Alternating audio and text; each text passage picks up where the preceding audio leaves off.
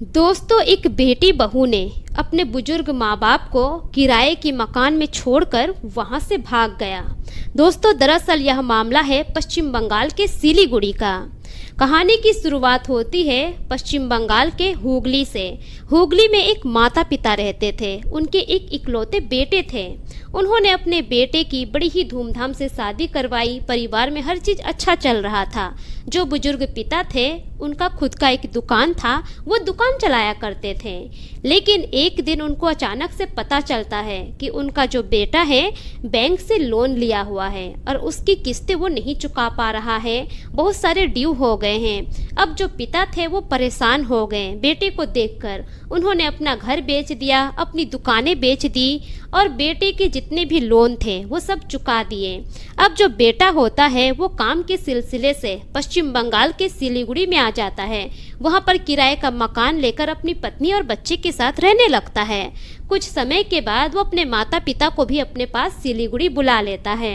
अब सिलीगुड़ी में सभी परिवार एक साथ रह रहे थे, लेकिन जो पत्नी होती है, बेटे की बहू होती है, वो बहुत ही गलत होती है। ना तो अपने सास ससुर को अच्छे से खाना पीना देती थी और ना ही सेवा करती थी।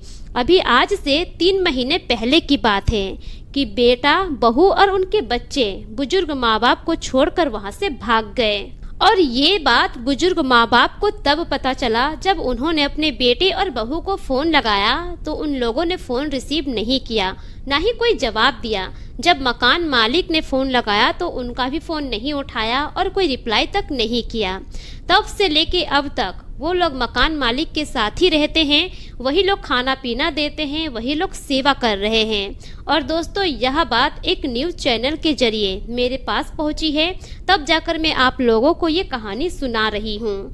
तो अभी के टाइम में जितने भी बुजुर्ग माता पिता हैं, आप लोगों से बस एक ही रिक्वेस्ट है, जीते जी अपनी संपत्ति मत बेचिए, अपनी संपत्ति किसी के नाम मत कीजिए, वरना आप लोगों के साथ भी कुछ ऐसा हो सकता है।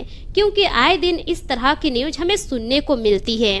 कभी बेटियां घर से निकाल दे रही है तो कभी बेटे घर से निकाल दे रहे हैं, तो कोई बेटे अनाथ आश्रम में, वृद्धाश्रम में जाकर छोड़ दे रहे हैं।